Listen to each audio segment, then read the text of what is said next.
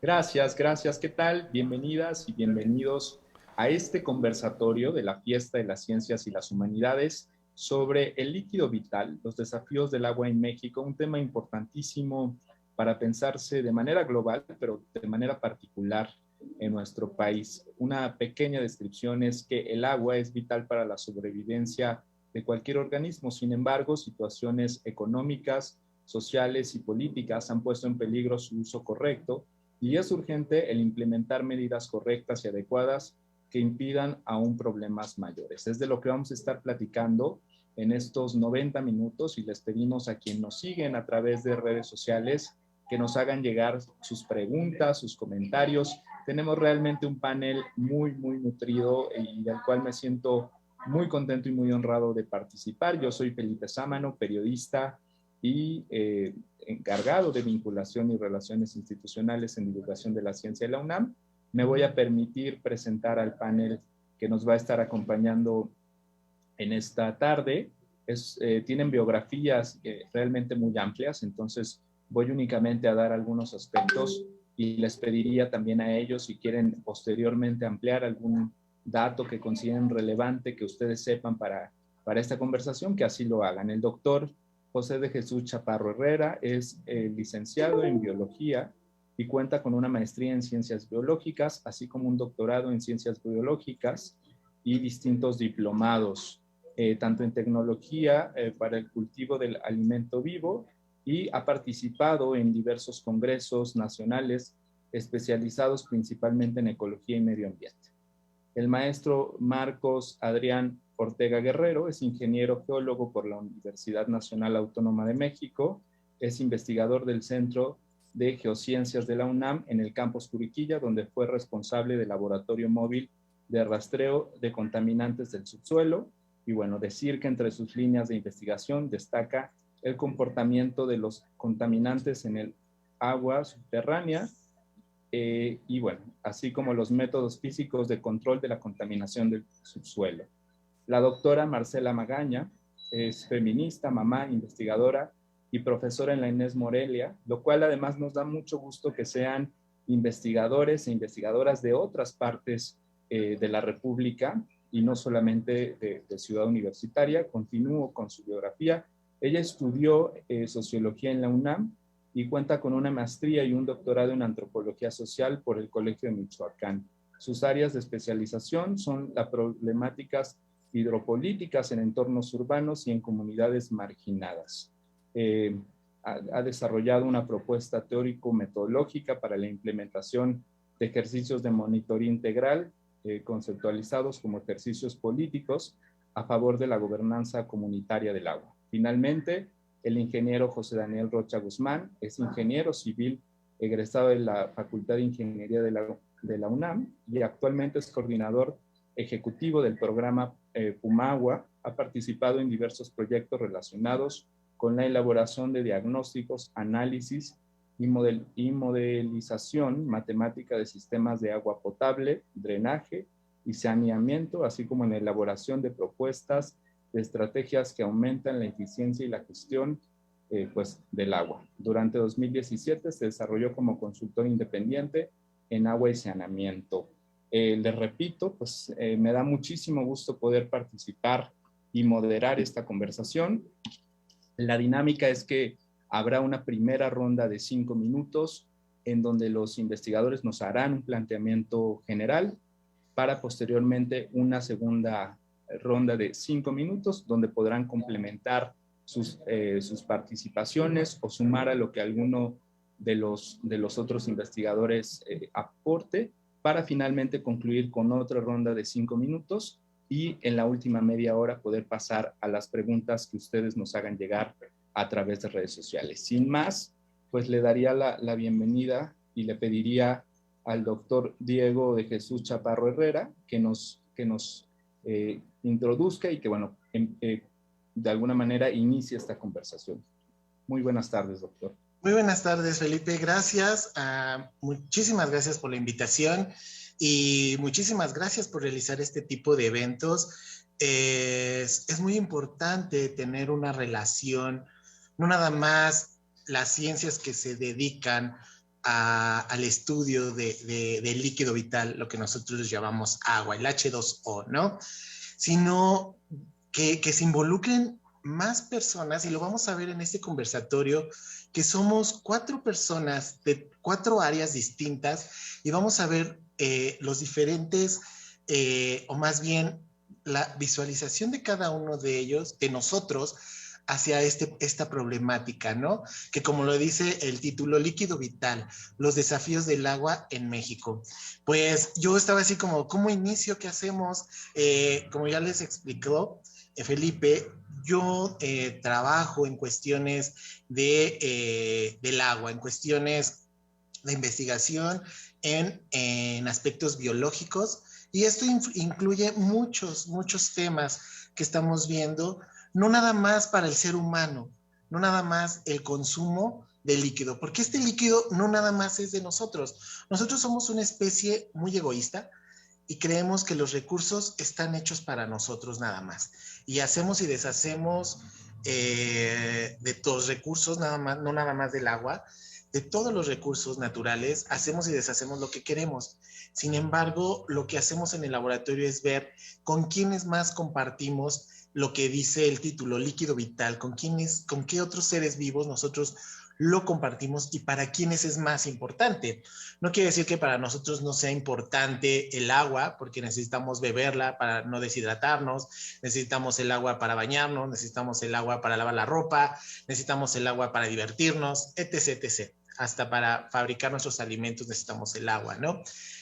Sin embargo, hay organismos que lo necesitan, así como nosotros, el oxígeno, el aire, hay organismos que lo necesitan y nosotros lo estamos contaminando. Estamos hablando de peces, estamos hablando de anfibios, estamos hablando de microorganismos también, de plantas, etc., etc., ¿no? Que en cierta forma nosotros somos un poco egoístas. Yo quería empezar este conversatorio yéndonos un poquito a la historia del agua en México. El agua ha jugado un papel muy importante en nuestra historia y vámonos un poquito con hablar de los sistemas acuáticos del Valle de México. Vámonos hacia la época prehispánica, vámonos hacia la parte de los mexicas, cuando llegaron y instalaron esta ciudad que actualmente tenemos, ¿no? La Gran Tenochtitlan. Cómo el crear chinampas para ir construyendo esto, pues en cierta forma fueron afectando desde ese entonces, fueron afectando el sistema acuático, se fue fragmentando. Posteriormente, sin embargo, ellos le daban una importancia muy clara, porque era un sistema que les iba a dar el hogar, era un sistema que les iba a dar el alimento con las chinampas, era un lugar que les iba a dar el transporte para navegar en las canoas, ¿no? En las trajineras, en las que actualmente tenemos en Xochimilco, remanente de lo que fue nuestro México prehispánico, ¿no? Sin embargo, empezamos a ver que así como fue muy importante este sistema acuático, a la llegada de otra cultura a nuestra historia, que son los españoles, empieza a haber todavía una fragmentación y más costosa hacia el medio ambiente de ese entonces, causado principalmente por las técnicas hidráulicas que empiezan a implementar la península ibérica en este sistema del Valle de México. Y empiezan a ver, pues empieza a ocasionar una desecación, ¿no? Veíamos esos grandes lagos que ocupaban el Valle de México, el lago de Zumpango al norte, lago de Jaltocan también al norte, el lago de Texcoco en el centro, al sur teníamos el lago de Xochimilco, el lago de Chalco, ¿no? ¿Y qué tenemos ahora? Pequeños remanentes. Hace unos cuantos años pues estaba en el ojo del huracán, ¿no? El lago de Texcoco, ¿no? Donde se iba a hacer esta obra del aeropuerto, que es muy triste, ¿no? Ver imágenes, ver esquemas de lo que era anteriormente esos 5 lagos que hacían la gran cuenca del Valle de México. Y ahora, pues las imágenes que nos pasaban en televisión, ¿no? En internet, un lago totalmente seco donde estaban haciendo una construcción qué triste, ¿no? Saber que teníamos uno de los lagos continentales salados, uno de los lagos continentales con gran endemismo. Y eso es algo en lo que nos dedicamos en el laboratorio, ¿no?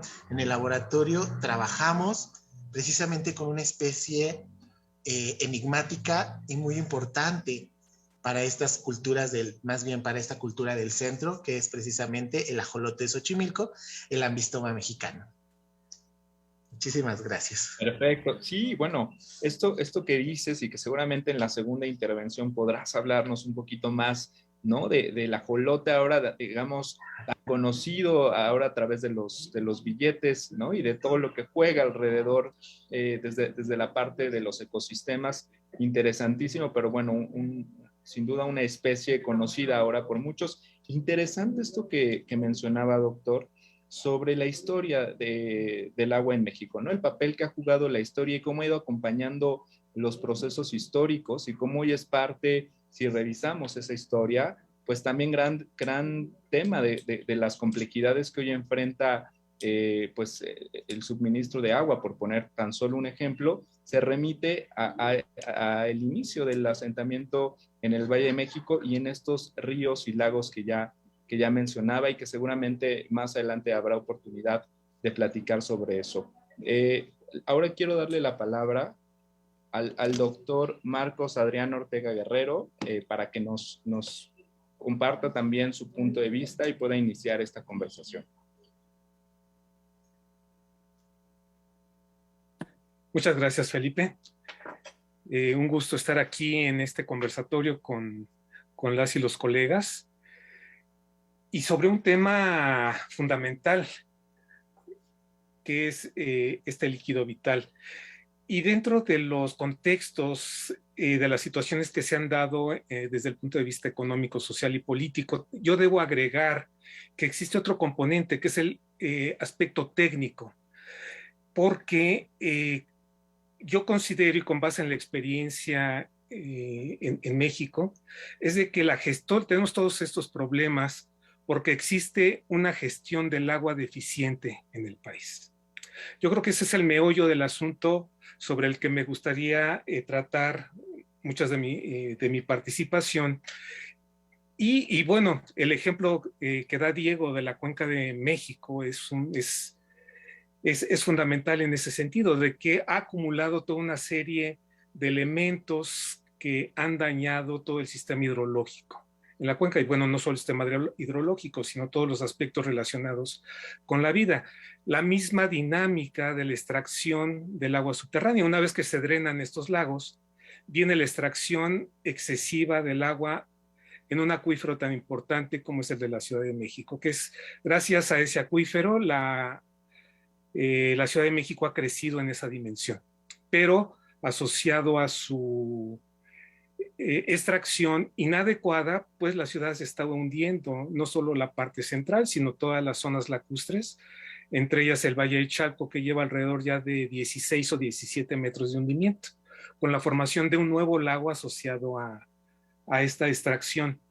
Bueno, ese es uno de los temas que toda esta problemática está asociada a una mala gestión del agua. Y por otro lado, obviamente de mi perspectiva, que es la de hidrogeología, la de aguas subterráneas, debo señalar que el 97% del agua en el país y también un poco más del 90% del agua en el mundo, del agua dulce, desde luego, es agua subterránea. Si nosotros observamos un mapa de la República Mexicana, podemos identificar los lagos principales, entre ellos el lago de Chapala, que es visible incluso en imágenes de satélite. Pero la mayor parte del agua está contenida en el subsuelo, ¿sí? De hecho, en México, el 85% de la población dependemos casi exclusivamente del agua subterránea. Es el caso de la Ciudad de México y pues prácticamente todo el país, a excepción del sureste, donde hay una gran cantidad de agua superficial, pero donde también existe agua subterránea y que cuando se gestiona de manera inadecuada, nos crea toda una serie de daños que causa todas estas inundaciones que que ahora parecen comunes para todos, pero que está asociado también con esta interacción del agua subterránea. Y otro de los temas que viene paralelo a este concepto de, bueno, que el agua subterránea es la más importante, el concepto del ciclo hidrológico. El ciclo hidrológico, que es un tema muy común, que creo que hablamos de él de manera muy, pues prácticamente todas las conversaciones que tienen que ver con el agua tenemos que tratar el ciclo, ¿no? Famoso. Bueno, el ciclo hidrológico ya no es lo que aprendimos en la escuela o se sigue mencionando en muchas áreas de conocimiento, de que el ciclo todavía se mantiene. El ciclo ya está fragmentado, ¿sí? Todo ese ciclo de continuidad entre la atmósfera, el suelo, el subsuelo, ya está fragmentado. Y ahora vemos muchos problemas asociados no solo con la disminución del agua en el subsuelo o la contaminación de las fuentes superficiales, sino la contaminación regional por la migración de muchos elementos químicos asociados a esta explotación excesiva del agua subterránea, y al ser interrumpida ya en su ciclo, pues ya no hay recarga natural hacia los acuíferos, mucha de esa agua ya es contaminada, y bueno, entran problemas sociales muy críticos, como es el de salud, donde hay personas que están enfermando regionalmente porque están consumiendo agua contaminada inducida por la extracción excesiva. Hasta ahí dejo mi participación. Muchísimas gracias, doctor. Interesante esto que decía, la parte técnica, ¿no? Que a veces en las conversaciones y en la población en general no existe como esta conciencia del reto y la complejidad que eso implica en términos de lo que hay que hacer para justamente recabar, llevar agua, en fin, y lo que eso está implicando hoy en términos de administración, ¿no? Del agua. Entonces, yo aquí nada más les mandan saludos, Rosalba Hernández, Leticia Jerónimo y Graciela Muñoz, que muy interesante el conversatorio. Gracias, les recuerdo que pueden irnos haciendo llegar sus preguntas y que bueno, voy a dar la palabra ahora a la doctora Marcela Morales Magaña. Doctora, muy buenas tardes, qué gusto que esté por aquí. Bienvenida y adelante con su participación. Muchísimas gracias por abrir este espacio. Muchas gracias también a los colegas que están acá, con quienes podemos conversar sobre este tema tan importante y que además nos acerca a personas de formaciones tan distintas entre sí. Creo que eso pues da cuenta de la importancia de esta temática y de la importancia del problema que tenemos frente a nosotros, ¿no? Que ya estamos viviendo cotidianamente. Me gustaría iniciar señalando que desde el 2013 la Organización de las Naciones Unidas señaló que había alrededor de 800 millones de personas en el mundo que no tenían acceso al agua necesaria para satisfacer sus necesidades básicas. Entonces, lo menciono porque me parece que es muy importante. Aquí hay dos aspectos que me parecen importantes. Por un lado, que el tema de la escasez de agua pues ya está aquí. Cotidianamente un número muy importante de personas lo viven, pero también me parece importante frente a este dato señalar que el problema del agua, como se le ha llamado ya globalmente, ¿no? Este problema acuciante cotidiano, pues se expresa de manera diferenciada en las distintas poblaciones. Incluso dentro de las ciudades podemos encontrar que la escasez no se expresa y no se vive de la misma manera cotidianamente por todas las personas que habitan un mismo espacio. Entonces, me gustaría retomar un par de elementos que ya se señalaron y que creo que son muy importantes. En primer lugar, lo que tiene que ver con cómo la forma como producimos, la forma como existimos cotidianamente impacta de manera directa en el ciclo del agua. Además, genera formas específicas de apropiación del agua. Desde los marcos que a mí me gusta pensar, hay todo un planteamiento en torno a la importancia de ver estas dinámicas desde una perspectiva metabólica. Se habla mucho de los metabolismos hidrosociales, ¿no? Y de cómo el entender cómo nos apropiamos del agua, cómo la hacemos circular, cómo la distribuimos en un espacio específico, para qué la usamos y luego otras preguntas de carácter político, como quiénes la usan y quiénes no la pueden usar, quiénes acceden y quiénes no pueden acceder, y luego cómo se excreta esa agua y qué implica que se excrete de cierta manera a ciertos lugares, ¿no? Entonces me parece muy importante esta parte histórica de la que Diego ya nos hablaba, porque creo que entender el problema del agua implica justamente historizar, entender como estos procesos largos, cómo se ha ido configurando el problema, es decir, el problema no empezó de un día para otro, esto que llamamos los desafíos del agua no surgieron de la noche a la mañana, sino hemos ido configurando el problema y hacemos pues parte del problema de manera cotidiana. Entonces creo que esta parte es muy importante y algo que pues creo que es indispensable señalar es que la forma como producimos, es decir, el modo de producción incide directamente en la forma como nos estamos vinculando con el agua. Y creo que la pregunta pertinente sería si produjéramos de otra manera, si nuestro modo de producción económico fuera distinto, quizá no tendríamos este problema, o quizás sí, pero digamos que me parece importante como tener el atrevimiento de preguntárnoslo, ¿no? De qué pasaría si estuviéramos produciendo de otra manera. Otro aspecto que me gustaría mucho traer o retomar de lo que ya se mencionó tiene que ver justamente con lo que ya mencionaba Marcos con respecto a la gestión del agua. Coincido plenamente que hay un problema muy importante de gestión y diría no solo es un problema de gestión del agua, es también un problema de gestión y organización del territorio. En buena medida, las dinámicas que tenemos para ordenar, planificar y vincularnos con los territorios inciden de manera directa con las dinámicas que establecemos con el agua.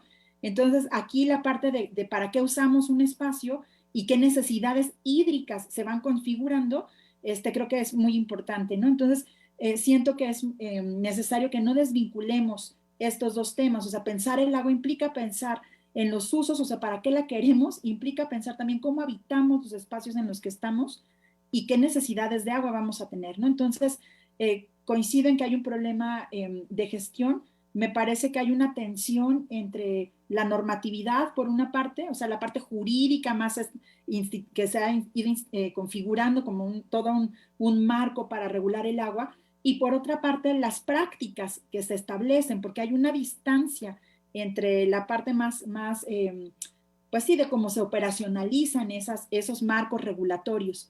Y algo que creo importante y que voy a ligar con esto primero que mencioné en torno a la forma como producimos, me parece que tenemos que reconocer que esta gestión tiene tantos problemas porque coexisten o se mantienen muchas lógicas de gestión distintas. O sea, seguimos manteniendo cierta forma de ordenar el agua y el territorio que viene desde el periodo posterior a la revolución, que está ligado a la reforma agraria y al reparto de tierras y al reparto de agua que vino de la mano con el reparto de tierras, y que eso coexiste con el modelo desarrollista que se impulsó en México posteriormente, coexiste también con el impulso industrial en los años 70, en donde hubo además, este impulso industrial vino de la mano de una serie de concesiones de agua muy importantes, entonces, porque para producir regularmente necesitamos agua, entonces, y esto coexiste con la neoliberalización pues de la neoliberalización urbana, en general lo que se ha llamado ahora la neoliberalización de la naturaleza, en donde parece que todo lo que está disponible se puede mercantilizar y vender. Entonces creo que eso genera una tensión todavía mayor, porque estamos viendo que estas dinámicas están como solapadas, ¿no? Como si estuvieran traslapándose distintas maneras de gestionar el problema. Y entonces yo pensaba cuando fui convocada a este espacio y me decían, bueno, ¿cuáles serían los desafíos? Yo pensaba, el primer desafío es reconocer que el problema del agua es un problema primeramente político, al menos en este país. Eso no quiere decir que no tenga un carácter técnico, que no haya límites biofísicos de los acuíferos, en fin, o sea, no quiero decir eso. Lo que quiero poner sobre la mesa es que mientras esta parte de gestión política no se acomode, no se armonice, vamos a tener múltiples tensiones constantemente que están derivando pues en toda la problemática que vemos. Entonces, dejaría hasta aquí esta primera participación. Muchas gracias.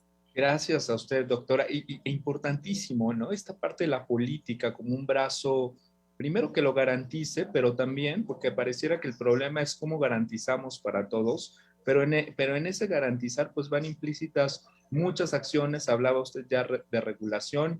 En países desarrollados empieza a haber ya una política clara, severa, ¿no? Que tiene que ver con prácticas de cómo se distribuye, de todo lo que hay en ese entramado de garantizar el abasto de agua, y que seguramente en una segunda intervención podemos profundizar en eso.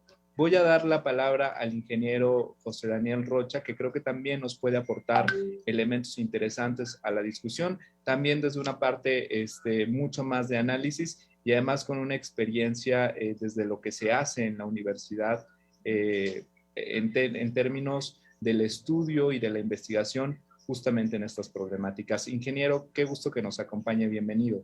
Muchísimas gracias, Felipe. Muchas gracias a todos los panel que nos acompañan aquí en pantalla. La verdad es que es un gusto compartir con todos ustedes opiniones y, bueno, en este caso, pues, este conversatorio. Pero bueno, mira, hablar de los desafíos del agua en México, podemos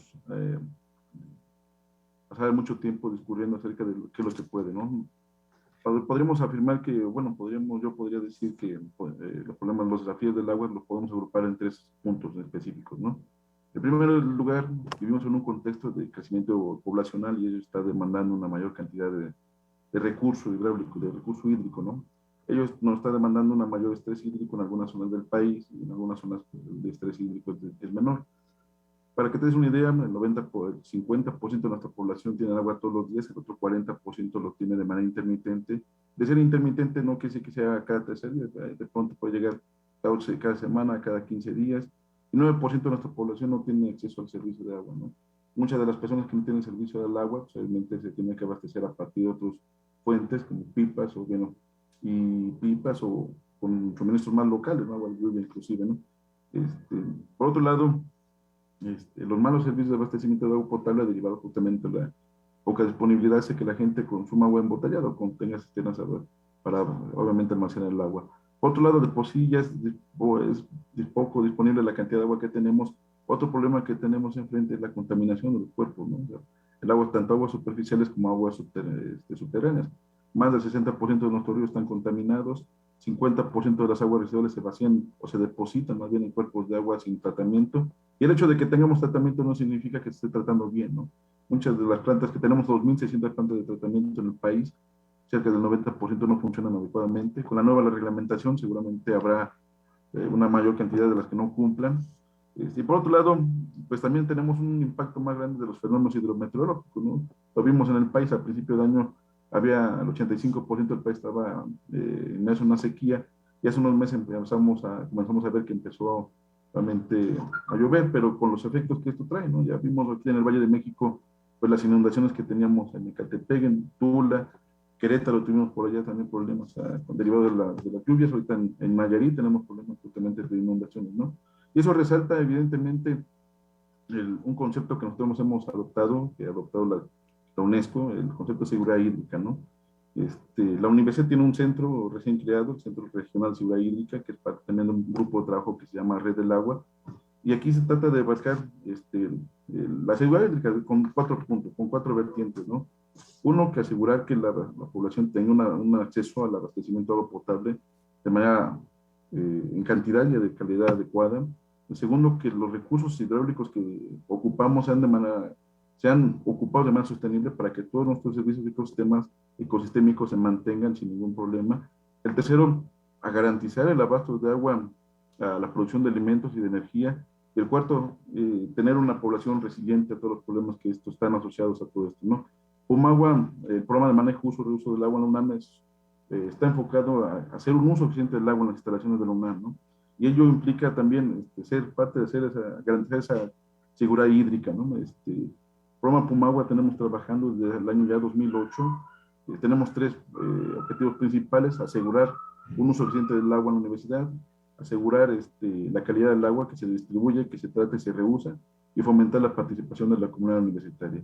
Hasta aquí dejaría mi primera intervención. En la segunda quisiera yo ampliar lo que hemos hecho en Pumagua, lo que estamos haciendo y lo que queremos seguir haciendo, ¿no? Claro que sí, y sobre todo yo rescataría esto que decía, ¿no? De buscar la solución en colectivo. O sea, creo Creo que estas redes que mucho se ha hecho desde el trabajo comunitario, desde la organización ciudadana, ¿no? De empezar justamente a hacer conciencia y a dar respuestas a la problemática que sin duda es compleja, como ya decían. Vuelvo a darle la palabra al doctor Diego de Jesús para que continúe sobre esto que ya comentaba, ¿no? De nuestra relación histórica con el agua, particularmente en la Cuenca de México, y esto que nos ponía ya hacia el final de su intervención, que era el ajolote, ¿no? Esto que nos platicaba previo al inicio del conversatorio, que él ha estado estudiando mucho. Doctor, adelante, si gusta complementar o sumar a lo que se ha mencionado en la mesa, con mucho gusto. Perfecto, no, pues muy interesante. Felicidades a Marcos, a Marcela, a José, porque muchas cosas, muchos conceptos de lo que comentaron ahorita, pues va relacionado, y era lo que les comentaba. Es muy interesante este conversatorio, porque vamos a ver desde puntos de vista muy diferentes los intereses profesionales que tenemos. Sin embargo, escuchándolos, tenemos el mismo interés en las problemáticas, ¿no? Por ejemplo, escuchaba a Marcos que hablaba de la contaminación del agua. Para nosotros en el laboratorio, pues es básico. Si nosotros queremos reintroducir una especie tan afectada como es el ajolote de Xochimilco, y no nada más el ajolote de Xochimilco, tenemos otros ajolotes, tenemos el ajolote de las Ciénegas de Lerma, tenemos el ajolote del norte del Estado de México, que todos tienen eso en común. Desgraciadamente tienen eso en común, que es la contaminación del agua. Esa contaminación del agua que yo les comentaba al inicio, de que como especie humana somos muy egoístas. Y algo que me quedó muy marcado ahorita, que comentó Marcela, es quiénes acceden y quién no. Creo que también no se ha tomado en cuenta los otros seres vivos. Siempre es como especie egoísta nosotros, y hasta en otra misma especie nos peleamos por el agua. Por ejemplo, ¿cómo traen el agua a la Ciudad de México? El agua es extraída de zonas donde están esta comunidad Mazahua, que les roban su agua, y creo que a veces ni ellos luego tienen acceso al agua, pero el agua llega muy bien a la Ciudad de México. Otra problemática, la misma agua, hablemos territorialmente, y eso me quedó muy marcado ahorita que hablaban de la política, pues el agua la traen del Estado de México. ¿Y por qué Ecatepec no tiene agua si es agua del Estado de México? Entonces, ahí vienen intereses, no sé, la Ciudad de México porque es la zona donde están los poderes, es la capital, etc., etc. Cuestiones egoístas. Y lo que les digo, simplemente como especie, entre nosotros mismos limitamos el agua. Yo sí puedo tener acceso al agua porque tengo dinero, tú no puedes tener acceso porque pues no la vas a necesitar, casi es lo que dicen. Y también algo que me quedó muy marcado es ese concepto que dijo Marcela, neoliberación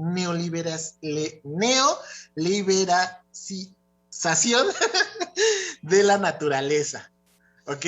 Eso, ¿cómo quiénes tienen acceso, quiénes opinan? Sin embargo, en este caso, ¿qué pasa con los seres vivos que requieren el agua? Que era lo que les comentaba. ¿Quiénes utilizan el agua como nosotros utilizamos el oxígeno atmosférico para respirar? Tenemos anfibios, tenemos los reptiles, y nunca se toma en cuenta esta cuestión. Apenas tiene unos meses que, bueno, ya tiene una década más o menos, que está el boom de los ajolotes y que la cosmovisión con nuestra cultura mexicana, y está muy, muy de moda el ajolote Xochimilco. Algo muy interesante pues fue este museo que hicieron en Chapultepec, ¿no? El Museo del Ajolote, donde empieza a ver que no nada más es el ajolote Xochimilco, sin embargo hay muchos ajolotes norte, centro, sur, y que son especies endémicas, que eso a lo mejor luego no queda claro. Una especie endémica que solo la vamos a tener en esta región del país. características muy importantes de estos organismos. Y era lo que les comentaba, en esta discusión, escuchando a los tres compañeros hablar de problemáticas que al final de cuentas, a lo mejor yo como biólogo, pues no me meto tanto en la cuestión política. Sin embargo, no la tengo que dejar de lado. Vámonos hacia las normas que rigen la calidad del agua en México. Son normas súper arcaicas, que no han tenido modificaciones más allá del 96, del 97, ves las normas de calidad del agua que no han tenido modificaciones. Y empieza a haber ciertos parámetros que se deben tomar en cuenta para empezar a adaptar estas nuevas normas a lo que es nuestra agua actual. No es lo mismo esa agua que yo les hablaba al inicio de este conversatorio, esa agua que teníamos cuando empezaron a formar la Gran Tenochtitlan, ¿no? No es lo mismo el agua que mencionaba Marcela, que empezó con la reforma agraria. Esta agua es menos y más contaminada, lo que está sucediendo. Y no es lo mismo las afectaciones que tenemos hacia las especies. Es muy triste ver las especies migratorias que vienen del norte de Canadá, que vienen de Estados Unidos en la época invernal, y que están postradas en el río de los Remedios, en aguas negras, que están postradas en básicamente en los pocos sistemas acuáticos que tenemos, remanentes de los sistemas acuáticos en el Valle de México, que están totalmente contaminados. Es muy triste ver que como especie egoísta que somos, no le damos la importancia del líquido vital, como dice el título, hacia otros seres vivos. Exactamente, ¿no? Como es vital no solo para nosotros, lo decíamos, sino para cualquier especie. Entonces, interesante este apunte que hace. Ahora, en eso que decía, quién tiene acceso y quién no, que lo planteaba Marcela un poquito, es curioso que el recurso del agua tiende a ser más caro para quien menos tiene, ¿no? O sea, porque lo decían también ya, se tiene que conseguir a través de pipas muchas veces. En fin, es una paradoja pues interesante reflexionar. Quiero darle nuevamente la palabra al doctor Marcos Adrián Ortega para que continúe con esta parte ya también técnica que nos planteaba, ¿no? Del ciclo hidrológico. Entonces, adelante, doctor Marcos. Sí, gracias. Bueno, muy interesante, todas estas participaciones y creo en esta participación me gustaría profundizar un poco más sobre la gestión del agua en el país. Yo hablaba de que hay una mala gestión del agua y esto ha sido histórico porque las leyes, los reglamentos no se han adaptado a la realidad que tenemos en este país y es obvio que han obedecido a muchos intereses políticos, como ya lo mencionaban anteriormente. Sobre la gestión del agua es que no contamos ni siquiera con una ley nacional de aguas. La ley nacional de aguas es una ley bastante antigua, parece ser que ahora está en discusión en las cámaras, pero ha estado detenida por muchos años. Y esta ley que teníamos anteriormente, bueno, y que sigue vigente, tiene muchas fallas jurídicas, muchos espacios técnicos que facilitan un concepto que se maneja mucho ahora, que ha sido muy claro, que ha sido el tema de corrupción en los funcionarios que gestionan y han gestionado el agua por muchos años. ¿De qué tamaño es el daño por esta mala gestión? Creo que hay que ponerlo en términos concretos. Con base en numerosos casos de problemáticas del agua en el país, nos encontramos con que las concesiones, ya Marcela hablaba de las concesiones que se dan dependen de ciertos criterios. La mayor parte de ellos enfocados a que si hay agua suficiente o no.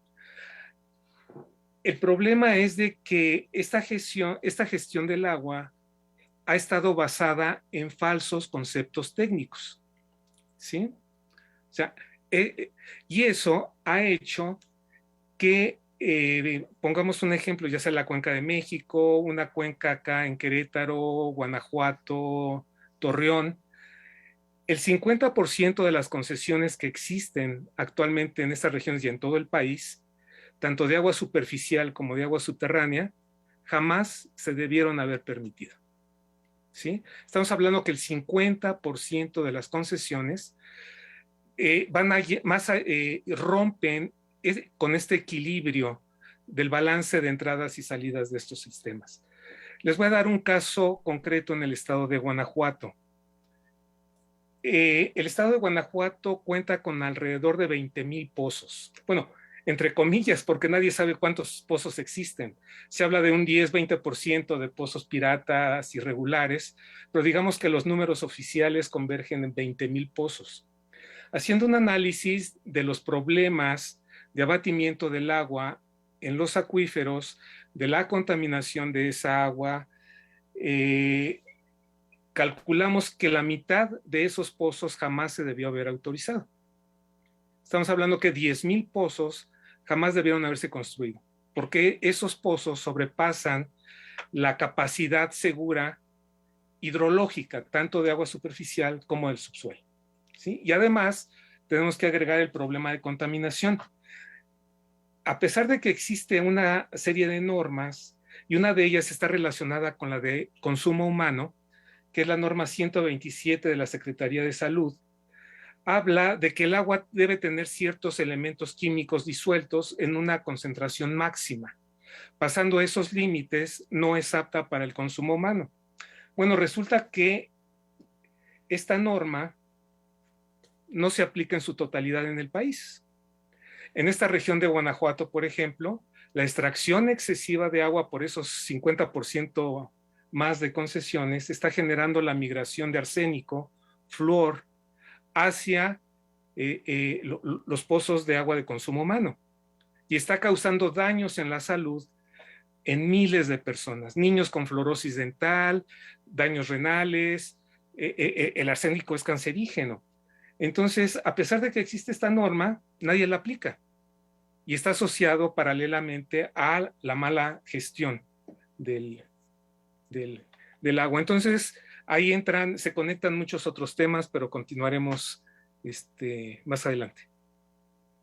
Gracias. Gracias, doctor Marcos. Sí, yo creo que esta parte, que es un entramado complejísimo, yo creo que Marcela, que lo ve desde la parte política, por supuesto, son las normas, las prácticas de corrupción, esto que usted decía, una sobreexplotación del subsuelo, y cómo regular, y ya que está puesto, ¿no? Digamos, sobre las leyes, sobre la regulación, hacer que se cumpla. Yo creo que ese es también gran parte del problema, y pensando y escuchando lo que ya nos compartían, pues esta parte, que el problema es tan complejo y tan grande que la pregunta a lo mejor es por dónde le entramos, ¿no? O sea, vemos que hay una parte de legislación que hay que cuidar, de aplicación, muy técnica, que a veces se piensa únicamente en la contaminación, pero que es una suma de problemas. Pero bueno, trataremos de desentrañar esa maraña.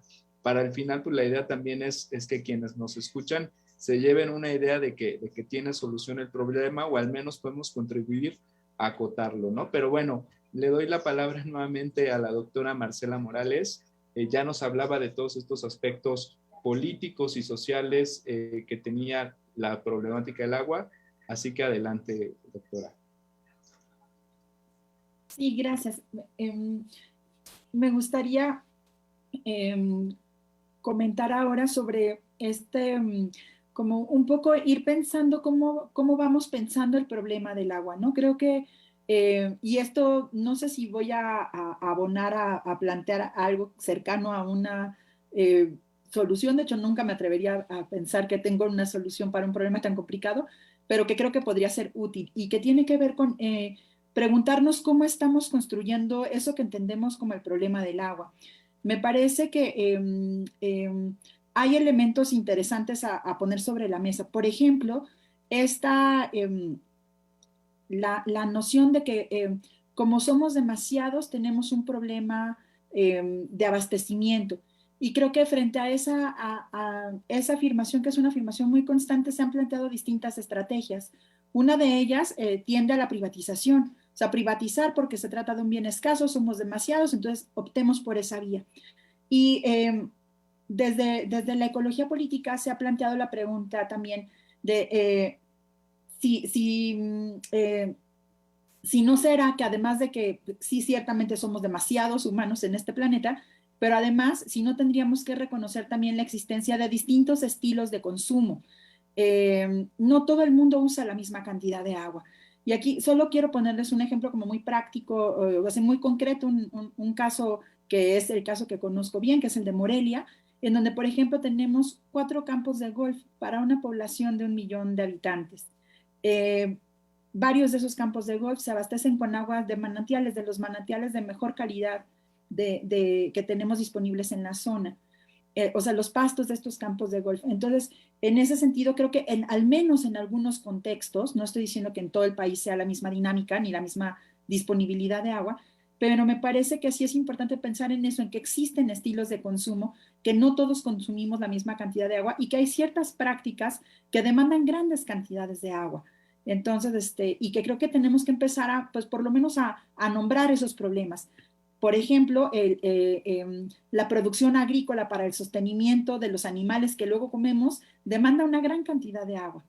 Entonces, quizá por lo menos empezar a pensarlo, ¿no? Decir, bueno, ¿qué pasa con este tipo de prácticas que pasan por la alimentación, pasan también por el aprovechamiento de los espacios? Entonces, creo que esas son preguntas importantes y creo que el problema del agua podría hacerse mucho más denso y más complicado si incorporamos estos elementos, pero entonces estaríamos un poco más cerca de pensar en soluciones que sean así de abarcadoras y que integren toda esta complejidad que estamos nombrando ahora, ¿no? Y otro aspecto que también me parece que podría ser importante es quiero volver al tema que ya había planteado Diego con respecto a los otros usuarios del agua, a esas otras usuarios que no son humanos, ¿no? En algunos lugares la degradación ambiental es ya tan grande que está en riesgo no solo la población humana, sino también la población animal, incluso vegetal, que está en riesgo, ¿no? Entonces, no solo estamos viendo la pérdida de especies animales, sino también la pérdida intensiva de bosques, incendios forestales en donde antes no sucedían.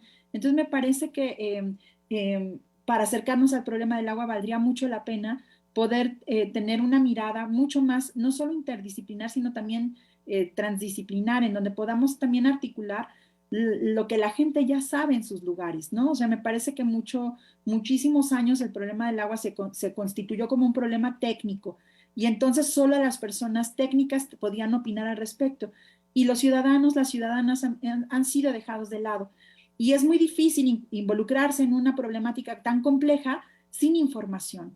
Y aquí creo que hay un elemento que a mí me gustaría mucho colocar sobre la mesa que tiene que ver con, digamos, el secreto en torno al agua, ¿no? El agua se considera como, está en manos del Estado, su gestión, se considera que es como un tema de seguridad nacional, la gestión del agua, y en consecuencia, buena parte de la información del agua es de muy difícil acceso para la ciudadanía. Entonces, ¿cómo se puede hacer parte del problema o intentar hacer parte de la solución más bien ante este problema si ni siquiera tenemos información completa, si no podemos participar de los poquísimos espacios ciudadanos en donde se discuten estas temáticas, si yo no puedo acceder, si yo me meto a la página de la Comisión Nacional del Agua e intento ver cuánta agua se usa, por ejemplo, en el lugar en el que yo vivo, voy a tardar muchísimos días en procesar toda esa información porque no está construida para que sea de fácil acceso. Yo he hecho ese ejercicio de descargar todos los datos para Morelia y he pasado semanas porque se tiene que hacer manualmente. No está disponible para que podamos ver de un golpe de vista cuánta agua se extrae para abastecer, por ejemplo, una ciudad.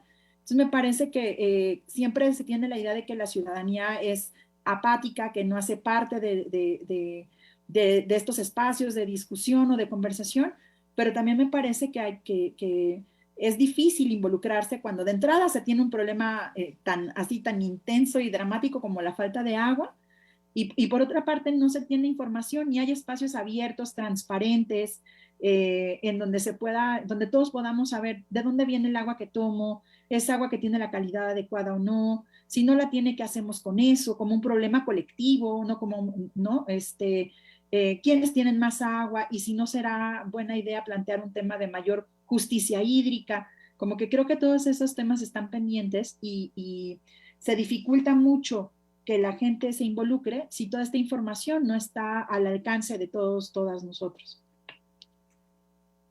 Completamente de acuerdo, ¿no? Porque sí, cuando uno quiere tener información al respecto, pues es muy complejo cómo, ¿no? O sea, cómo, yo creo que ahí el papel de la universidad, ¿no? Que hacen ustedes en ir justamente dando informes y que los hay, pero creo que falta muchísimo y a veces creo que no es tanto de la ciudadanía, sino por la complejidad que es, ya lo decía usted, acceder a esta información. Otro punto que me parece central que mencionó fue el tema de los consumos, ¿no? Hablar de consumos y hacer estas distinciones, porque se tiende a meter como en una sola bolsa, cuando creo que si empezamos a hacer estas distinciones, podríamos encontrar, ¿no? Cómo ir direccionando algunas problemáticas y posibles soluciones o acciones. Yo tampoco me atrevería a hablar de soluciones, sino de acciones que vayan, ¿no? Encaminando a reducir estas problemáticas de las que ya hablaban. Y finalmente el papel, eso, la privatización del agua como el gran negocio, que me parece también que es un lado importante, ¿no? Porque ahora, pues a través de agua embotellada, o sea, ha sido un recurso que si observamos en las últimas décadas ha habido una privatización y también representa en términos para ciertas empresas, para ciertos sectores, pues un negocio impresionante, ¿no? Y que quedan excluidos muchos personas de ese negocio. Entonces, y cómo a través de lo que representa ese negocio se le da también un tratamiento político. Muy interesante esto que ya nos planteaba, doctora. Voy nuevamente con el ingeniero José Daniel Rocha para que nos hable. Nos decía, la universidad está haciendo acciones, está haciendo mediciones, nos presentaba ya unos datos de inicio, pero bueno, que continúe con esta participación que nos daba hace unos minutos, ¿no? Adelante, doctor. Claro que sí, Felipe, muchas gracias. Muy interesantes las intervenciones. Un poco lo que comentaba la doctora, lo que hemos hecho en Pumagua atiende un poco lo que comentaba la doctora Marcela hace unos minutos, pero bueno, Pumagua surgió tiene su antecedente más inmediato en el año 2006, hizo un foro del agua aquí en la Ciudad de México. Ahí fue cuando se comenzaron así como una tertulia, un conversatorio, ¿no? Preguntarse justamente qué está haciendo la universidad por el tema del agua, ¿no? Ahí se empezaron a surgir inquietudes de que, bueno, a lo mejor nosotros como especialistas podemos hacer recomendaciones hacia afuera del tema de la gestión, el tema de los acuíferos, pero en general acerca de la gestión del agua en la universidad no se tenía un conocimiento, ¿no? Fue a partir justamente del año 2008 que comenzamos nosotros como Pumagua a trabajar, a atender el tema del agua aquí en las instalaciones de la universidad. Lo hicimos con un diagnóstico, ¿no? La verdad es que muchos piensan que CEU, al ser una ciudad en medio de la ciudad, pues tiene unas condiciones más controladas, pero pues no, realmente fue una sorpresa encontrarnos que la problemática del agua en Ciudad Universitaria era similar a lo que ocurre en muchas partes del país, ¿no?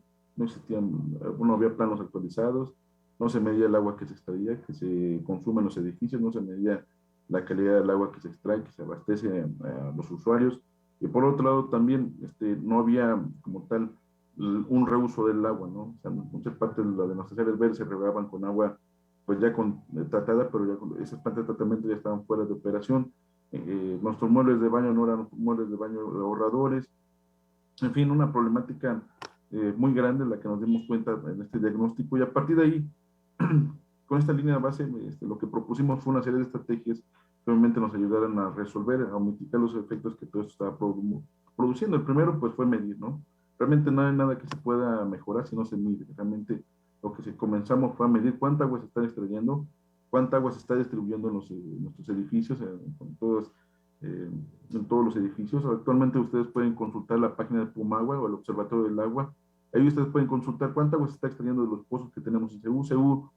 Para que tengan una idea, tenemos 3 pozos de abastecimiento, tenemos 54 kilómetros de red de tuberías de agua potable, 48 kilómetros de tuberías de drenaje, tenemos más de 400 edificios en el campus, tenemos 200 hectáreas de áreas verdes, tenemos 2 plantas de tratamiento que tratan el agua y obviamente la reutilizan, tenemos 50 hectáreas que están regando ya con agua tratada, las otras están regando con agua potable, pero una parte bien importante de las áreas verdes que tenemos aquí en el campus es que son parte de un pedregal, ¿no? Que tiene vegetación nativa y que no demandan de agua necesariamente de riego para que puedan estar subsistiendo.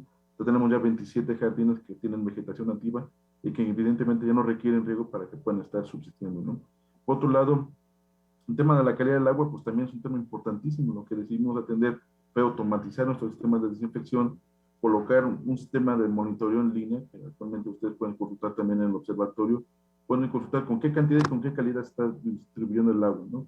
Un poco para distribuir, para minorar o mitigar el efecto del agua embotellada, hicimos una encuesta hace 10 años acerca de cuál era el costo de consumo de agua embotellada por parte de los clientes, ¿no? Y encontramos que aproximadamente se consumen $1 millón al día en agua embotellada. Eso es un gasto impresionante para los estudiantes a nivel nacional, son 45,000 millones de pesos, ¿no? Realmente es un montón de dinero lo que se está gastando en agua embotellada. A raíz de eso, aseguramos la calidad del agua de nuestras fuentes de abastecimiento, hacemos muestreos continuos y evidentemente puntuales en la red de distribución, tanques, cisternas, todo. Y hemos colocado o colocamos 188 dispensadores a lo largo del campus, en donde los estudiantes pueden llegar con su botella y rellenar. Obviamente la misma pueden acceder a agua sin recurrir, sin necesidad de estar gastando, ¿no? Además, tenemos una área de participación en la cual hemos hecho distintas actividades, ¿no? Hemos formado más de 60 becarios en recursos humanos, como recursos humanos. Hemos promovido la participación de todas las autoridades a través de un concurso entre facultades. Hace 2 años convocamos a las 14 facultades que están congregadas en CEU. Nos fue una buena experiencia. Ganó la Facultad de Ingeniería, luego la Facultad de Economía, la Facultad de Ciencias, Contaduría, perdón. Y toda esta información, queremos hacer una política de datos abiertos, ¿no? Toda esta información está disponible en nuestra página de internet, todos nuestros informes anuales, toda la información de cuánta agua se consume, cuánta agua se distribuye y con qué calidad y qué está haciendo cada dependencia de la universidad, está disponible en el Observatorio del Agua, ¿no? Queremos ser ejemplo de cómo se pueden hacer las cosas. Con agua hemos logrado reducir las fugas a la mitad de lo que teníamos hace 10 años, pero aún así queremos seguir disminuyendo, eliminarlas, ¿no? Queremos aumentar la cobertura de riego de áreas verdes, queremos hacer, obviamente para todo esto, el uso de todas las tecnologías más nuevas que hay en el mercado, ¿no? Hace 10 años teníamos uno de los primeros sistemas inteligentes de medición de agua a través de los sistemas de radiofrecuencia. Obviamente las tecnologías van evolucionando y actualmente queremos hacernos una ciudad hidrointeligente, ¿no? Queremos que se use un laboratorio en donde proveemos todas las tecnologías más recientes que hay en el mercado para que nos ayude a nosotros como una herramienta a hacer una mejor gestión del agua en el caso de SU y obviamente en Ciudad Universitaria, y obviamente migrar toda esta experiencia que estamos generando en el caso de SU, pues a todos los demás campos que tenemos, ¿no? Las FES, las prepas, SH, en Curitiba, Morelia, en Monterrey, en todas las partes que tenemos, ¿no? Realmente el universo de la universidad es amplio, evidentemente lo estamos haciendo en principio en CEU, pero la idea es que todo esto lo podamos comenzar a migrar, ¿no? Esto es en muy poco tiempo lo que hemos hecho en CEU, lo que estamos haciendo, y me parece que cumple, atiende un poquito los comentarios de la doctora, lo que comentaba el doctor Mauricio, de toda la normatividad, ¿no? O sea, la verdad es que lo estamos viendo en esa parte, ¿no?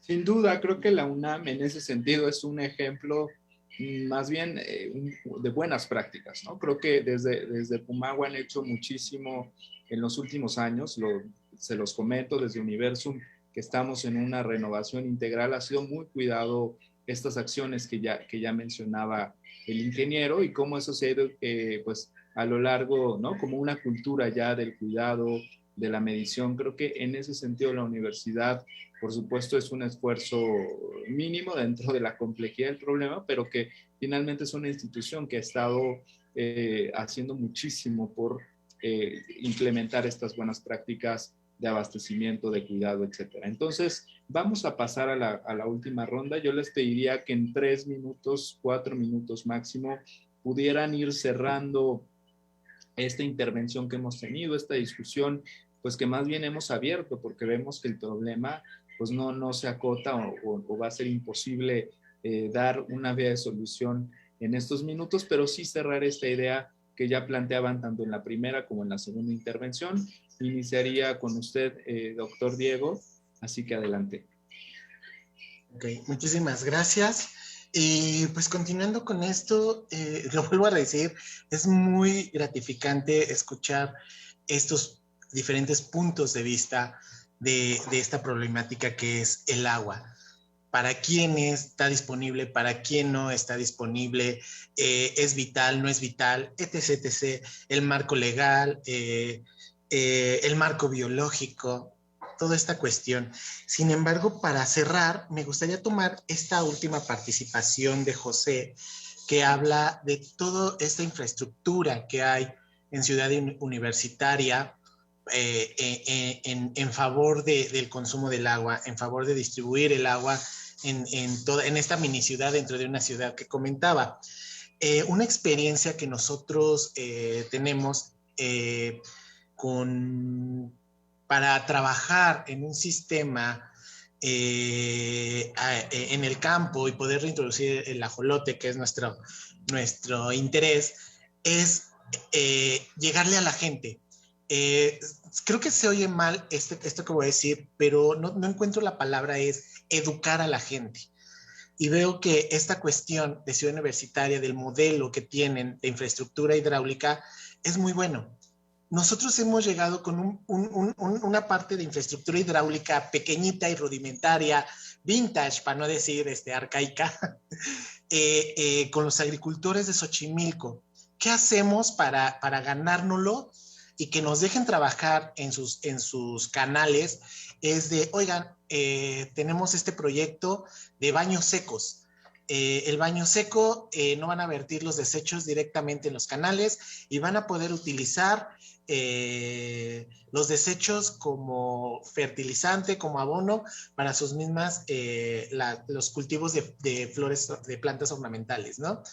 Entonces, hemos visto que esta es una reacción muy importante y que la gente empieza a tener esta conciencia de no, está bien, entonces contener los desechos, utilizarlos para un bien que es, en ellos lo ven en dinero, y nosotros poder trabajar, y ellos también dicen, está súper bien, que no vamos a contaminar los canales, y entonces estamos viendo un circuito en cuanto a favor del medio ambiente, y en este caso, lo que es la importancia del agua. Ellos ya, hay talleres donde se les indica la importancia que tiene el agua para ellos, monetariamente hablando, la importancia que tiene el agua para los seres vivos de esta especie endémica de Xochimilco. Entonces, es algo muy importante la comunicación y ver los diferentes puntos de vista. En este caso son agricultores, somos nosotros, la parte de hacer las reintroducciones de los ajolotes, y en este caso ahorita ver otros 3 puntos de vista en cuanto al agua, es muy, muy gratificante. Y también, si todos uniéramos, como lo vemos en Xochimilco, en pro del ajolote y en pro del agua, si todos lo uniéramos en pro del consumo del agua y la disponibilidad del agua de todas las profesiones que tenemos, de todos los intereses que hay, tendríamos otra cosa. Por ejemplo, también comentaba José cómo se inundó Tula. Si toda esa agua yo hubiera una infraestructura de contenerla en algún lugar, tendríamos agua hasta para aventar para arriba y no tendríamos escasez en ningún lado. Esa es mi participación. Muchísimas gracias. Gracias, doctor. Gracias. Sí, bueno, soluciones, ¿no? Creo que pequeñas acciones sostenidas nos pueden ayudar a empezar justamente a plantear nuevas situaciones. Y me quedo con eso que decía, pues el tratamiento diferenciado, ¿no? Como a cada comunidad mucho responde a ciertas comunidades, a ciertas necesidades del lugar. En fin, no es lo mismo la Ciudad de México, a lo mejor que Xochimilco, que alguna región del campo, en fin, y esto que ya enunciaba la doctora Marcela, ¿no? Empezar a pensar el problema de manera diferente y a lo mejor en ese pensar distinto encontrar posibles soluciones. Pues muchísimas gracias. Vuelvo con usted, doctor, al final, porque ya empezaron a llegar sus preguntas. Les pido a quienes nos siguen en redes sociales que nos las hagan llegar. Doctor Marcos Adrián Ortega, adelante con su intervención de cierre. Muchas gracias.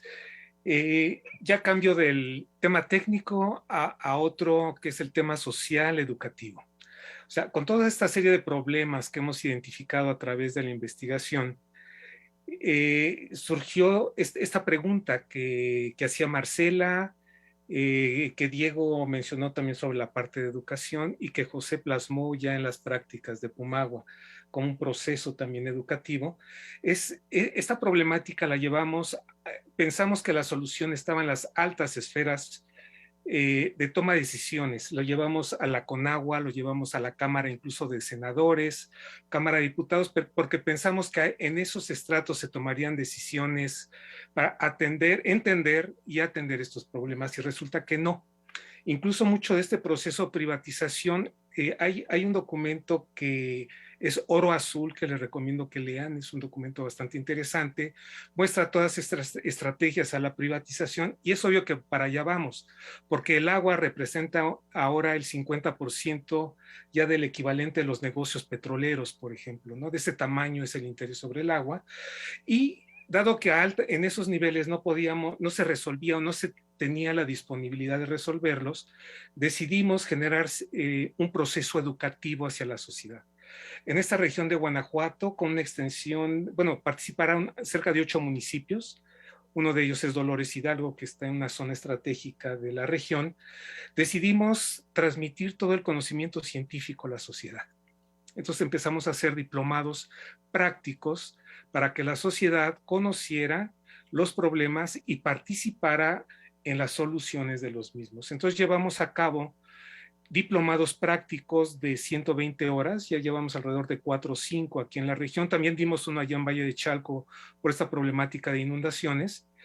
Y los cambios han sido muy importantes. Ahora la gente ya sabe qué exigirle a los que gestionan el agua, al sector salud, al sector agua, e incluso ya en la colecta de muestras, por ejemplo, de agua que se van a laboratorios, la gente ya sabe cómo colectar una muestra de agua, sabe qué análisis se deben de hacer, ya ha corregido en numerosas ocasiones a las personas que llegan de diferentes instituciones de gobierno, tanto municipales, estatales y federales, en la toma de la muestra, ya los corrigen porque a veces no llevan los instrumentos adecuados, etcétera, y ya han estado presionando a nivel estatal para exigir que los problemas primero se entiendan, porque es el primer paso a resolverlos, y en segundo, que haya una participación de la sociedad en la solución de los mismos, porque el enfoque es diferente y tiene que ser complementario. La parte técnica se ha visto que ha fallado en la parte de gestión, también me refiero a una técnica también involucrando a las leyes y reglamentos, pero la sociedad es quien debe tener los instrumentos necesarios para generar este cambio, y ya lo hemos visto aquí en esta región de Guanajuato, Cuenca de México, y que es parte de las funciones de nuestra universidad. Perfecto, sin duda, el valor de la información, lo decíamos ya, ¿no? Que vayámonos apropiando y que lo sintamos también como un derecho, es decir, que nos sintamos parte del problema, por supuesto, pero también de la solución, y lo decía usted muy bien, presionar, exigir a los gobiernos esta aplicación, este uso correcto de la gestión en el recurso del agua. Pues muchísimas gracias, doctor. Voy con la doctora Marcela para que nos dé también sus comentarios de cierre, y finalmente con el ingeniero José Daniel. Adelante, doctora. Muchas gracias. Coincido con lo que acaba de plantear Marcos hace un momento. Me parece que tenemos que, o sea, por una parte, pensar de manera mucho más integrada el problema del agua. Por eso celebro tanto que podamos converger en este espacio entre nosotros, y también creo que es muy importante que dentro del ámbito universitario académico propiciemos todos los espacios de encuentro posibles, tanto entre distintos campos disciplinares como también con los actores ciudadanos, con estos que se han denominado afectados ambientales, ¿no? Las personas que viven cotidianamente las problemáticas, y que creo que es muy importante que mantengamos un lazo estrecho de conversación, de diálogo, para incluso tratar de implementar distintas estrategias, aunque sea de remediación parcial, pero que nos permitan avanzar en la atención del problema. Pero también creo que tenemos que vendría muy bien que fuéramos avanzando hacia la construcción de una gobernanza del agua, una gobernanza ciudadana, una gobernanza comunitaria. Hemos tenido durante mucho tiempo la idea de que esta gestión centralizada es lo que iba a resolver el problema. y lo que estamos haciendo ahora es suplir al Estado por la inversión privada, suponer que esta gestión privada centralizada va a resolver el problema. Y en realidad en muchos lugares ya en el mundo donde se ha empezado a experimentar la privatización intensiva, lo que se ha visto es que tampoco resuelve el problema. Y de hecho en muchos casos lo agrava porque no asegura los derechos de las personas como usuarios del agua, ¿no? Entonces, recordemos también que el agua es un derecho. En ese sentido, pues es importante que mantengamos esta mirada de la exigibilidad, perdón, de los derechos y que tenemos que propiciar que se garantice el acceso al agua para diríamos, animales humanos y no humanos, ¿no? Entonces, creo que en ese sentido, este esquema de gobernanza podría construirse con mucho mayor confianza. Me parece que sin duda hay que hacer mucho trabajo de sensibilización, de capacitación, si se quiere decir, como de educación en la problemática del agua, pero también confiar en que la gente ya sabe cosas sobre el agua. O sea, la gente que vive en un lugar sabe cosas, no es que no sepan nada al respecto. Entonces, me parece que un esquema en donde podamos acercarnos y compartir saberes podría ser muy nutritivo para terminar de sensibilizarnos todos, incluidos quienes estamos en la academia y que quizá necesitamos entender las problemáticas desde el punto de vista de las personas que vivencian el problema, ¿no? Reconociendo también el privilegio desde donde nosotros estamos hablando, como académicos, que de hecho no sé si alguien aquí viva cotidianamente escasez de agua, pero me parece que viene muy bien como este acercamiento que creo que bueno, muchos autores, activistas denominan como la necesidad de construir esta ecología de saberes, este acercamiento que nos permita conversar desde otros lugares y además proponer activamente, no solo es conversar, o sea, cuando decimos conversar pues es un primer punto de encuentro, pero también la parte donde activamente nos implicamos y vamos desarrollando responsabilidad y habilidades para la resolución del problema. Creo que esta parte coincido plenamente en esta dimensión como técnica práctica, como muy indispensable. Me parece que es muy importante que avancemos hacia allá, hacia desarrollar habilidades, quienes estamos interesados en estas temáticas, que son además problemas muy intensos que demandan de todo nuestro compromiso cotidiano, ¿no? Entonces creo que a mí me gusta mucho pensar que la universidad es un espacio de experimentación privilegiado, en donde podemos, y privilegiado no lo digo en un sentido, en un mal sentido, sino tenemos la oportunidad de imaginar, de crear, de construir, de articular, y asumir esa responsabilidad me parece que sería como un aporte importante desde nuestros espacios para eso, pensar aunque sea en remediaciones parciales y en mantener una postura ahí sí muy política de reconocer que el agua es un derecho y que tendría que ser nuestra labor asegurar el cumplimiento de ese derecho para todas y todos, animales humanos y no humanos. Sin duda creo que ese apunte final que hace es importantísimo, ¿no? ¿Cómo garantizamos para todas y todos, humanos y no humanos? Finalmente, ingeniero, José Daniel, adelante con un comentario de cierre de esto que ya nos planteaba, de los esfuerzos que está haciendo la universidad, bueno, que ha hecho y que seguramente sigue haciendo al día de hoy. Sí, muchas gracias. Parece que el tema del agua debe ser siempre un esfuerzo constante. El hecho de que se logren se tengan muchos logros, no debe ser motivo de que, bueno, ya se lograron y ahí se mantienen solitos, ¿no? El esfuerzo del agua en todos los ámbitos implica un riesgo constante, un esfuerzo constante, no es algo que se tenga que dejar siempre nada más ahí en la deriva, ¿no? Me parece que si uno quiere, bueno, si queremos cambios, resultados diferentes, tenemos que hacer cosas diferentes. Me parece que en el programa Pumagua, en las instalaciones de la UNAM hemos llevado con éxito las acciones que nos propusimos hace ya 10 años, pero la idea ahora es replantear nuestros objetivos, ¿no? Bueno, nos queremos ahora convertir en un ciudadano inteligente, probar nuevas tecnologías, pero también es cierto que queremos replicar esta experiencia que tenemos en todos nuestros campos de la universidad y obviamente también en otras partes del país, ¿no?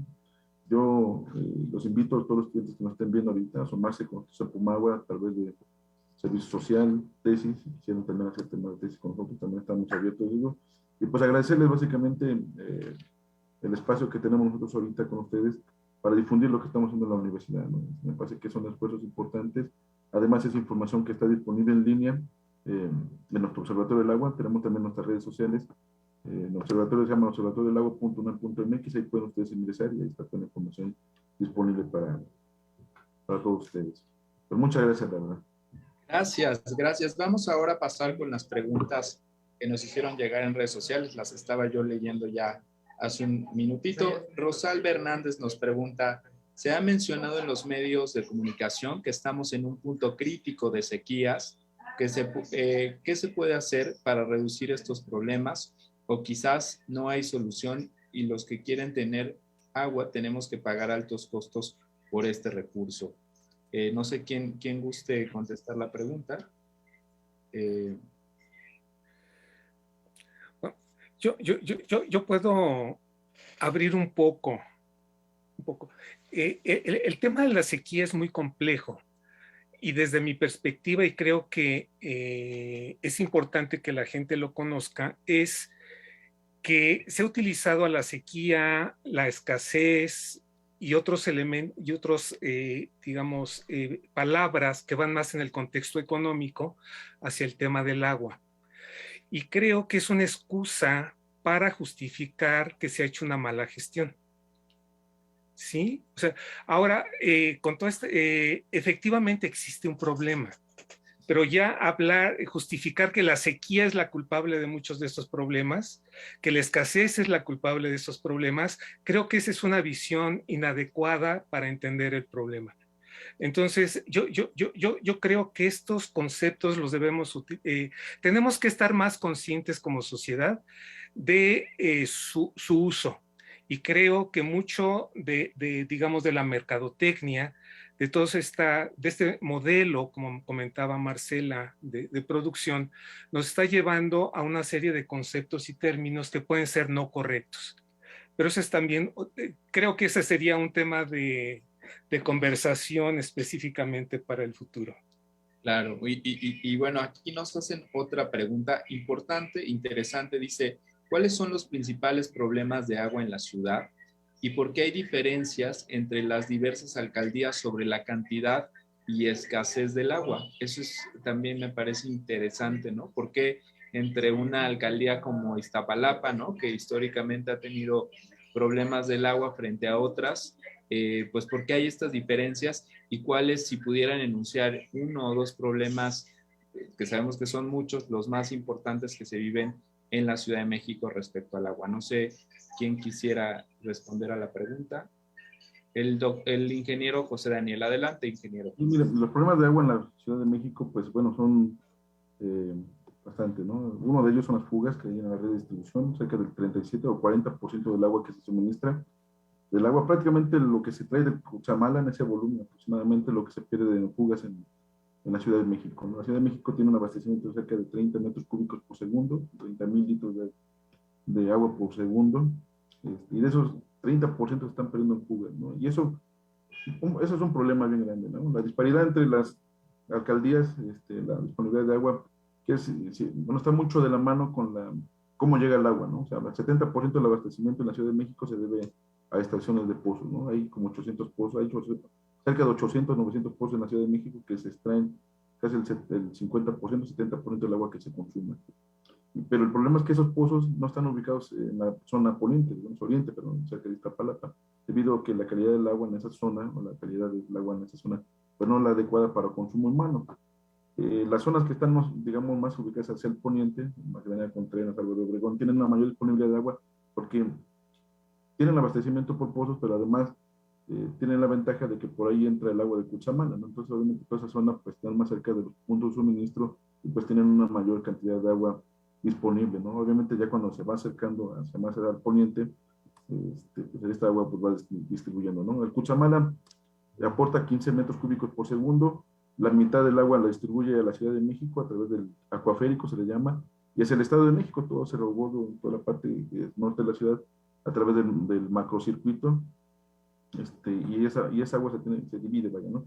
Eso es parte de la problemática aquí en la Ciudad de México, y además de que es muy vulnerable a la sequía que hay en las presas de Cutzamala, ¿no? Perfecto, ingeniero. Aquí Pablo Cordero pregunta, dice, ¿de qué manera podemos concientizar sobre el cuidado y uso del agua, apropiado del agua, y cómo puede ayudar a conservar especies mediante el cuidado del agua, ¿no? O sea, cómo concientizar sobre el cuidado y cómo este cuidado puede ayudar a las especies, a la conservación de las especies. No sé, doctor Diego, si quiera responder. Gracias. Muy buena pregunta. Creo que eso nos lo han enseñado desde el kinder. Desde el kinder nos han enseñado, báñate 5 minutos, pero creo que ahora ya con 3 minutos podemos bañarnos muy bien. No desperdiciar el agua, no lavar el carro, todas estas acciones que nos han enseñado ahora. Sin embargo, era lo que les comentaba, no es la misma cantidad ni calidad del agua de 1980, 1990 al 2021. ¿Ok? Tuvimos una pandemia que también fue parte de que hubiera una escasez de agua. Se utilizó mucha agua para lavarnos las manos, para lavar esto, para lavar el otro. Se fue disminuyendo. Y ver la importancia que tenía este recurso, principalmente en esta época de pandemia. ¿Qué hacer para no afectar a las especies? Era lo que les comentaba, no son los mismos contaminantes que había en los 70s, 80s, 90s a los contaminantes que tenemos ahora. Y no era la misma población, tenemos un exceso de población. Cuando lavamos la ropa, los fosfatos se van al drenaje.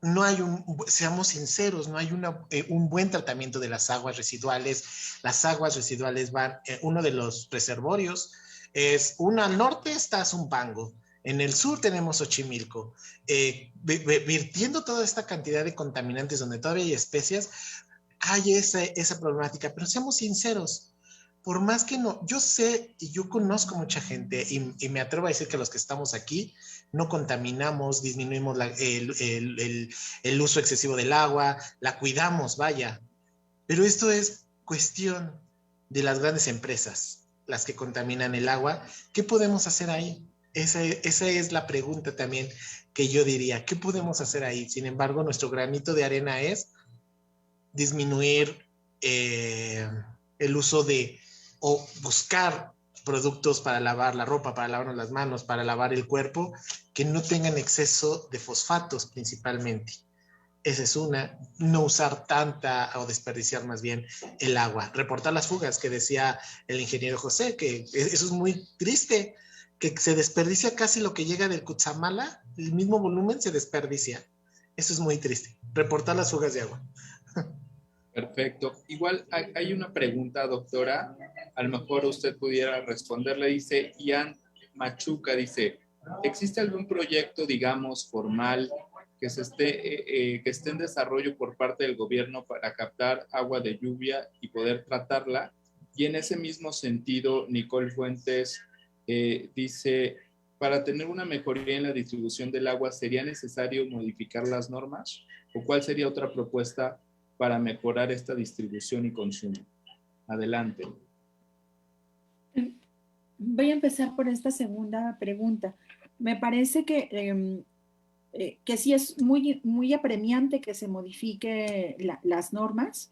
Esto que mencionaba ya Marcos con respecto a esta ley que tenemos en espera, que ha estado en discusión desde hace más de una década y que ha sido como que ha habido distintos intentos de modificación, y los intentos de modificación, bueno, hubo un intento de modificación que de hecho buscaba de alguna manera dejar fuera el ámbito académico de la investigación en torno al agua. O sea, ha habido esfuerzos por cada vez reducir más el ámbito de participación de la ciudadanía y de la academia en los temas del agua, y creo que en ese sentido sí es muy apremiante que se haga esta modificación, pero además considero que es importante que se haga una armonización entre distintas normas, porque pues sí insistir mucho en lo que ya había referido con respecto a los procesos de ordenamiento territorial, de desarrollo urbano, que también van de la mano junto con la problemática del agua. Entonces tendría que haber una armonización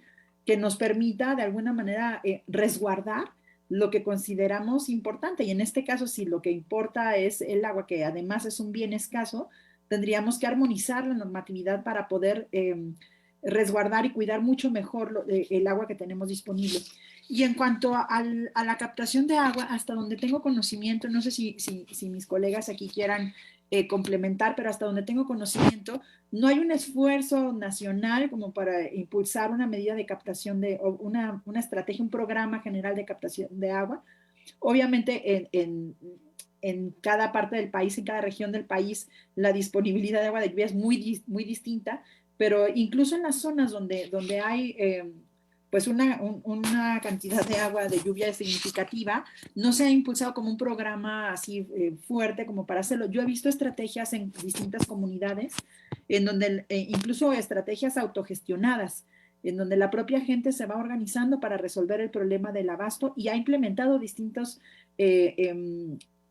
tecnologías para hacer captación de agua de lluvia, pero hasta ahora no tengo conocimiento, por ejemplo, de una iniciativa a nivel de una ciudad, por ejemplo, ¿no? Ni siquiera en estas ciudades que tienen tanta necesidad de agua de otras ciudades que recurren al trasvase para poder abastecerse, ¿no? Como el caso que ya se mencionaba a través del sistema Cutzamala, por ejemplo, ¿no? Y esto, voy a hacer un comentario que está un poco fuera de lugar con respecto a la pregunta, pero sí, efectivamente es muy triste saber que el 40% o que una parte importante del agua que va a través de este sistema se pierde porque están dejando sin abasto de agua a la reserva de la biosfera en donde habita la mariposa monarca. De ahí es de donde se toma una parte del agua. Son presas que están en la zona de Zitácuaro y Michoacán, y me parece que es súper lamentable, o sea, encima de que se llevan el agua, que se pierda. Es muy, de verdad, sí son problemas que tendrían que resolverse, pues, muy, muy pronto, ¿no? Porque es muy, muy lamentable que esto suceda. De acuerdo. Voy a leer unos comentarios que nos están haciendo favor de llegar y pasamos finalmente a 30 segundos de cierre para que les dejen un mensaje a quienes nos están escuchando. Dice Jorge García Franco, creo que se debe contemplar no solo el agua de consumo, sino la recreación. Por ejemplo, mares, lagunas y ríos donde la industria turística la explota y pierde sustentabilidad. Eso nos dice Jorge García. Garciela Muñoz Ramírez nos dice, el pagar y no recibir el servicio del agua es una problemática real. Yo la vivo. Ana Regina Ponce de la Rosa, yo en mi casa, ¿qué estrategia puedo hacer para ayudar? Y finalmente, no sé si alguno de ustedes nos pregunta Andrea Ramírez, ¿cuánto aumentó la sequía este año? No sé si alguno de ustedes tenga ese dato de cuánto aumentó la sequía, pero bueno, si quieren vamos con esta provocación que nos lanzaba Regina, ella en su casa, ¿qué puede hacer, ¿no? Para contribuir a esta problemática? Y si quieren 30 segundos para darles un mensaje a todos los jóvenes y el público que nos siguió a lo largo de estos 40 minutos. Si quiere, inicio con usted, doctora Marcela, y vamos cerrando. No hay labor pequeña. En la casa es importante cuidarla, no desperdiciarla. Si se puede acopiar, hacerlo. Las personas que ya tienen problemáticas hídricas, sí me parece muy importante que exijan su derecho al agua. Creo que es bien importante la organización comunitaria para ese tipo de situaciones. Muchas veces se burlan cuando decimos que es importante cuidar el agua en la casa frente a estas grandes empresas que extraen grandes cantidades de agua, pero creo que es el espacio de sensibilización es donde habitamos lo cotidiano. Entonces, si estamos sensibilizados en el ámbito cotidiano, estamos repensando el mundo desde otro lugar. Entonces, sí cuiden el agua en su casa, sí me parece que es muy importante y enseñarnos a resguardarla y a ver la importancia del agua para todo lo que existe vivo en este planeta. Muchísimas gracias. Doctor Diego de Jesús, un comentario de cierre, 30 segundos, por favor. Dale esa importancia, como decían los compañeros, y esta frase que decía precisamente la doctora Marcela, cuánto es triste ver que no le dan la importancia al agua y cómo se desperdicia. Los que estamos privilegiados en tenerla, cuidarla, cuidar esa agua. Es muy trivial, yo creo que todo el conversatorio yo peleaba por las especies, simplemente el ejemplo de la mariposa monarca. Es triste, los bosques donde está la mariposa monarca, los anfibios, reptiles, mamíferos, todos. Simplemente mi comentario final es, el agua no es de los humanos, es de todos los seres vivos. Importantísimo. Gracias, gracias, doctor. Finalmente, ingeniero José Daniel, adelante con su comentario de cierre. Muchas gracias. Pues yo quisiera concluir retomando lo que comentaba la doctora Marcela. No hay ninguna acción pequeña, me parece que todas las acciones pequeñas van sumando, dirían que gota a gota se llena el cántaro. Entonces me parece que cualquier acción que se pueda hacer en lo personal se vuelve colectivo. Entonces invitarlos a que sí adoptemos medidas de conservación en casa, ¿no? Esas actividades que se pudiera pensar tienen un impacto mínimo, van contribuyendo de manera gradual a hacer un impacto mayor, ¿no? En cuanto a la sequía que comentaban por ahí, bueno, hay un monitor de sequía, la CONAGUA indicaba en febrero marzo de este año que cerca del 85% del país estaba con sequía, ¿no? Hay varios tipos de sequía hidrológica, agrícola, hidrometeorológica, ¿no? Pero bueno, ahí podrá consultar la información con mayor detalle. Gracias, y que se acerquen a todos estos informes que nos decía que tiene la universidad, ¿verdad? Así es, por supuesto, que nos visiten. Gracias. Gracias. Finalmente, doctor Marcos Adrián Ortega, cerramos con usted y bueno, pues adelante con su comentario de cierre. Muchas gracias. Bueno, creo que el mensaje es de que estamos ante un cambio de paradigma muy importante con el tema del agua. Y es muy amplio, entonces no nos preocupemos tanto en entender los problemas, sino en atender las soluciones. Y dentro de soluciones no solo está en casa, sino también en los productos que consumimos. La industria, tenemos que ser compradores ahora más conscientes, ya no comprar productos que consumen mucha agua en la industria, ni muchos productos agrícolas que desperdician también la mitad del agua. Y el agua agrícola es el 80% del agua que se extrae o se usa en el país. Gracias, pues ya lo tienen ahí ustedes, una discusión necesaria, importante, interesante, con posibles acciones de solución. Les agradecemos muchísimo su participación a quienes siguieron esta transmisión a través de las redes sociales de divulgación de la ciencia. Y bueno, yo los invito a que no se pierdan el día de hoy a las 6 de la tarde un encuentro con la doctora Gina Zabrudowski y la periodista Fernanda Casos, y que sigan toda la programación de la Fiesta de las Ciencias y las Humanidades, que continuará hasta el día domingo a través de la página www.dgdc.unam.mx, diagonal a la fiesta. Que tengan muy buena tarde.